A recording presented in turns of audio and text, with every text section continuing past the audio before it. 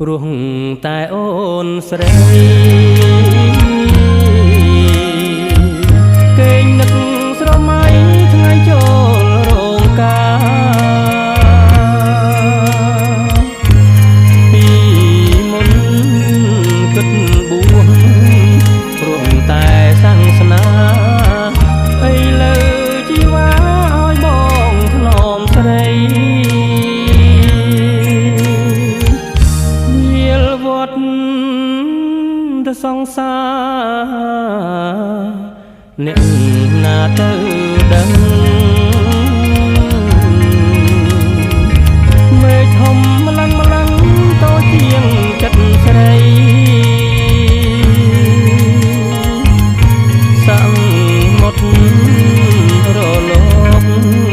គង់ស្ងប់មួយថ្ងៃចំណែកចិត្តស្រីស្រមៃច្រើនដងអាត្មាប្រឹងបួសព្រោះញាតតែការដឹងអីវាស្នា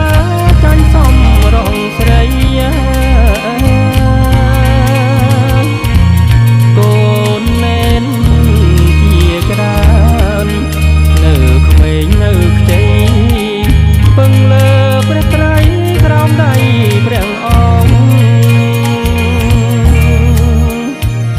តែណាស់ហើយកាត់ចុងបើអស់និស័យគុណមានតម្លៃថ្លៃកាត់មិនបាន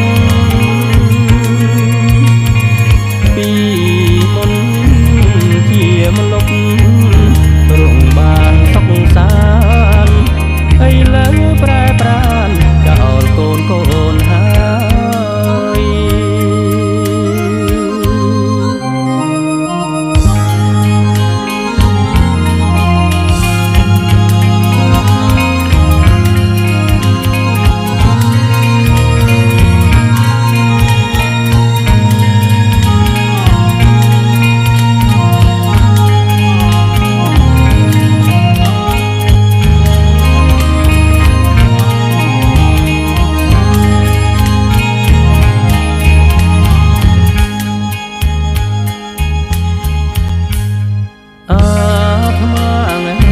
ប្រឹងបួស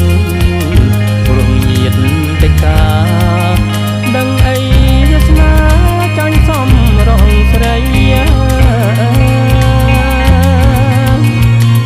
កូននេនជាច្រើននៅក្មេងនៅខ្ចីពឹងលើព្រះត្រៃក្រោមដៃព្រះអង្គតែណាស់ហើយកាត់ចុងបើអស់និស័យ